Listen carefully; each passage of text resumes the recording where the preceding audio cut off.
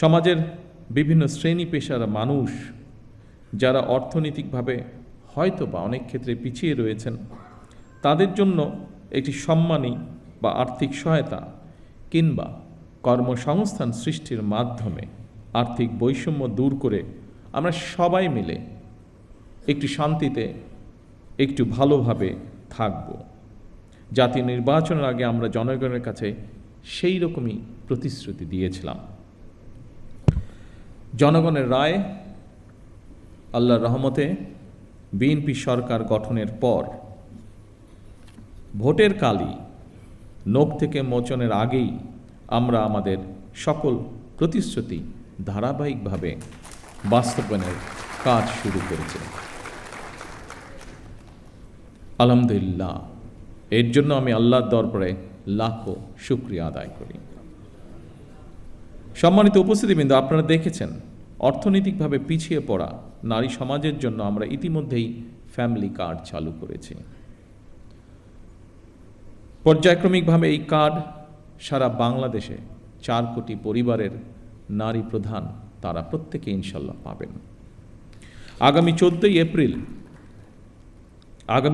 April তথা 1 বৈশাখ থেকে আমরা ইনশাল্লাহ ফার্মার্স কার্ড বা কৃষক কার্ডের পাইলট প্রজেক্ট চালু করব।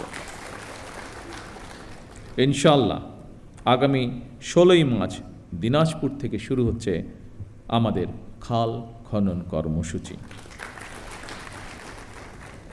আবারও আল্লাহর কাছে শুকরিয়া, আলহামদুলিল্লাহ, আজ থেকে খতিব, ইমাম, মুয়াজ্জিম এবং অন্য ধর্মীয় গুরুদের জন্য আর্থিক সহায়তা বা সম্মানী কর্মসূচির পাইলট প্রজেক্ট চালু হলো। দেশের প্রতিটি নাগরিকের রাজনৈতিক এবং অর্থনৈতিক ক্ষমতায়ন নিশ্চিত করার মাধ্যমে আমরা আমাদের দেশকে একটি শক্তিশালী ভিত্তির উপরে প্রতিষ্ঠিত করতে চাই, যাতে করে আর কোনো ফ্যাসিবাদ কিংবা তাদের তাবেদার অপশক্তি মানুষের স্বাধীনতা কেড়ে নিতে না পারে, কথা বলার অধিকার কেড়ে নিতে না পারে। আজ এই মঞ্চ থেকেও এরকম একটি কথা বলা হয়েছে যে যারা ধর্মীয় গুরু আপনারা আছেন প্রত্যেকটি ধর্মের, তারা স্বাধীনভাবে যাতে কথা বলতে পারেন সেই বিষয়ে আলোকপাত হয়েছে আজকে এখানে। আমি সবসময় বিভিন্ন সময় আমার বক্তব্যে একটি কথা বলার চেষ্টা করেছি। আমি একজন রাজনৈতিক কর্মী হিসেবে দৃঢ়ভাবে বিশ্বাস করি যে দেশের নাগরিকদেরকে যদি দুর্বল করে রাখা হয় তাহলে রাষ্ট্র কখনোই শক্তিশালী হতে পারে না। এবং সেই জন্যই আমাদের ইচ্ছা, আমাদের দর্শন, আমাদের পরিকল্পনা বাংলাদেশের নাগরিকদেরকে আমরা রাজনৈতিক এবং অর্থনৈতিকভাবে ধীরে ধীরে শক্তিশালীভাবে গড়ে তুলতে চাই, যদি আমরা রাষ্ট্রকে শক্তিশালী করতে চাই। সম্মানিত উপস্থিতিবৃন্দ, ধর্ম বর্ণ নির্বিশেষে প্রতিটি শ্রেণী পেশার মানুষ তথা প্রতিটি নাগরিকের আর্থিক সামাজিক নিরাপত্তা নিশ্চিত করার জন্য সরকার রাষ্ট্রীয় সামর্থ্যের সবটুকু দিয়ে চেষ্টা চালিয়ে যাচ্ছে এবং ইনশাল্লাহ চালিয়ে যাবে।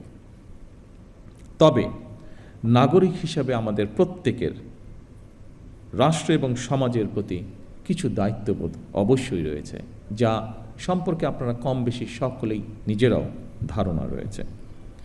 নাগরিক হিসেবে আমরা যদি যে যার অবস্থান থেকে রাষ্ট্র এবং সমাজের প্রতি যার যার সঠিক দায়িত্বটি পালন করি, আমি এই দেশের নাগরিক হিসাবে একজন রাজনৈতিক কর্মী হিসাবে দৃঢ়ভাবে বিশ্বাস করে ইনশাআল্লাহ দ্রুততম সময়ের ভিতরে আমরা রাজনৈতিকভাবে এবং অর্থনৈতিকভাবে একটি সুন্দর স্বনির্ভর আমাদের প্রত্যাশিত বাংলাদেশ গড়ার কাজে এগিয়ে নিয়ে যেতে পারব।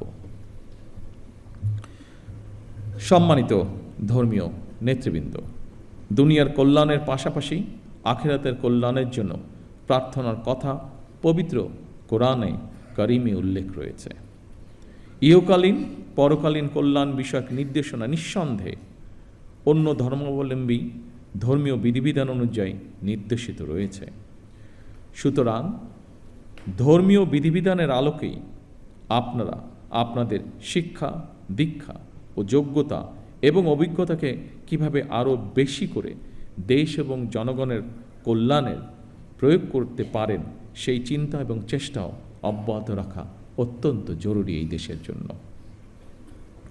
অর্থনৈতিকভাবে সমৃদ্ধ রাষ্ট্র মানুষের জীবনে হয়তো আর্থিক স্বাচ্ছন্দ্য নিশ্চিত করে, কিন্তু ধৈর্য, সততা, কৃতজ্ঞতাবোধ, শ্রদ্ধা, আনুগত্য, সংহতি, সহনশীলতা, উদারতা, বন্ধুত্ব, বিনয়, দায় কিংবা দয়া, এই সমস্ত বৈশিষ্ট্যগুলো অর্জন ছাড়া একজন ব্যক্তি মানবিক গুণাবলী সম্পন্ন হয়ে উঠতে পারে না। এই ধরনের মানবিক বৈশিষ্ট্যগুলো অর্জনের জন্য ধর্মীয়, সামাজিক, নৈতিক মূল্যবোধে উজ্জীবিত হওয়া অত্যন্ত জরুরি বলে আমি মনে করি। বিশেষ করে স্বৈরাচারের পতনের পর, বিতাড়িত হয়ে যাওয়ার পর এটি সমগ্র দেশে সকল শ্রেণী, সকল বয়সের মানুষের মধ্যে আরও বেশি প্রয়োজন। বিশেষ করে আগামী দিন যারা এই দেশকে নেতৃত্ব দেবে তাদের জন্য আরও বেশি প্রয়োজন। এই ধরনের মানবিক বৈশিষ্ট্যগুলো অর্জনের জন্য ধর্মীয়, রাজনৈতিক, সামাজিক, নৈতিক মূল্যবোধে উজ্জীবিত হওয়া অত্যন্ত জরুরি। রাষ্ট্র, সমাজ এবং প্রতিবেশ থেকে অর্জিত আচরণ থেকে মানুষ তার শুদ্ধ জীবন এবং সুস্থ চিন্তার মানসিক নির্দেশনা পায়। পবিত্র হাদিসে বলা হয়েছে, যার আমানতদারি নেই, যার কাছে নিরাপত্তা নেই, সে প্রকৃত ঈমানদার নয়। যার ওয়াদা ঠিক নেই, তার কোনো ধর্মও নেই। প্রতিহিংসা এবং সহিংসতা মুক্ত একটি নিরাপদ সমাজ বিনির্মাণের ক্ষেত্রে ধর্মের এই উদার নৈতিক শিক্ষণীয় বিষয়গুলো অতুলনীয়। আমার বিশ্বাস, একটি নৈতিক, সমৃদ্ধ মানব সমাজ গঠনের জন্য প্রতিটি ধর্মেই এ ধরনের ইতিবাচক বার্তা রয়েছে। সেজন্যই সম্মানিত উপস্থিতিবৃন্দ, সকল ধর্মের সম্মানিত নেতৃবৃন্দ, গুরুবৃন্দ, একটি ধর্মীয়, সামাজিক, নৈতিক মূল্যবোধে সমৃদ্ধ মানসিকতা তৈরির ক্ষেত্রে আপনাদের মতন ধর্মীয় জ্ঞানসম্পন্ন মানুষদের ভূমিকা অত্যন্ত গুরুত্বপূর্ণ। সম্মানিত ধর্মীয় নেতৃবৃন্দ, দেশে প্রায় 3.5 লক্ষ বা তার কিছু বেশি মসজিদ রয়েছে। এর বাইরে অন্যান্য ধর্মীয় প্রতিষ্ঠানগুলোও রয়েছে।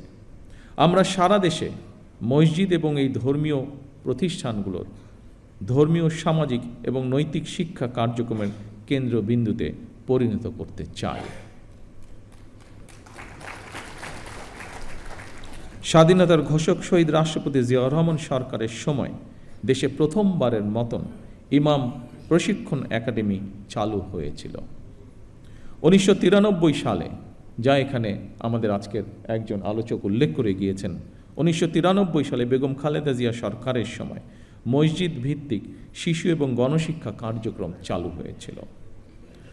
বর্তমান সরকারও ইমাম মুয়াজ্জিম সাহেবদের জন্য একটি সহ অন্যান্য ধর্মগুরুদের জন্য একটি নির্দিষ্ট হারে সম্মানী ভাতা প্রদানের পাশাপাশি আপনাদেরকে আরও যোগ্যতরভাবে নেতৃত্ব দেওয়ার জন্য আরও কীভাবে রাষ্ট্রীয় উন্নয়নে আপনাদের প্রতিভাকে ব্যবহার করা যায় সেই পরিকল্পনাও গ্রহণ করার কাজে হাত দিয়েছে।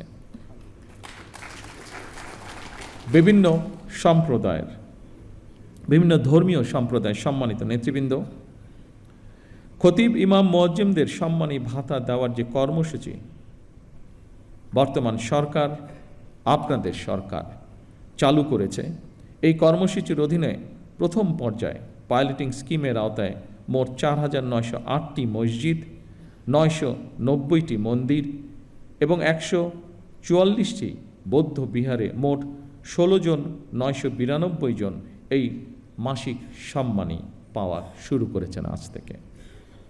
পর্যায়ক্রমিকভাবে ইনশাল্লাহ সবাইকে এই কর্মসূচির আওতায় অন্তর্ভুক্ত করা হবে।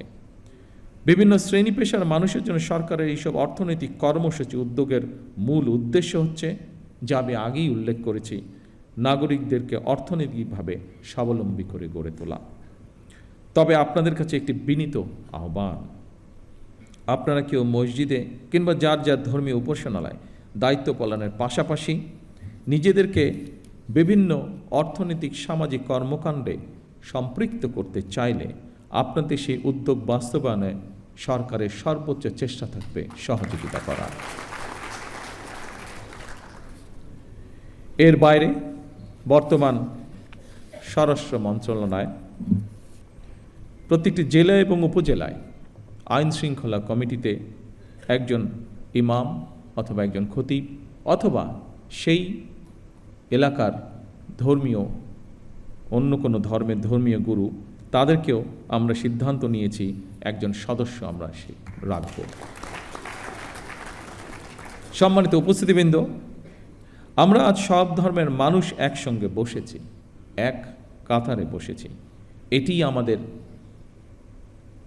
বাংলাদেশের আবহমান কালের ঐতিহ্য। কেউ যেন আমাদের মধ্যে বিভেদ সৃষ্টি করতে না পারে। মুসলমান, হিন্দু, বৌদ্ধ, খ্রিস্টান, আমরা সবাই মিলে ইনশাল্লাহ একটি শান্তিময়, শান্তিপূর্ণ বাংলাদেশ গড়ে তুলব একসাথে।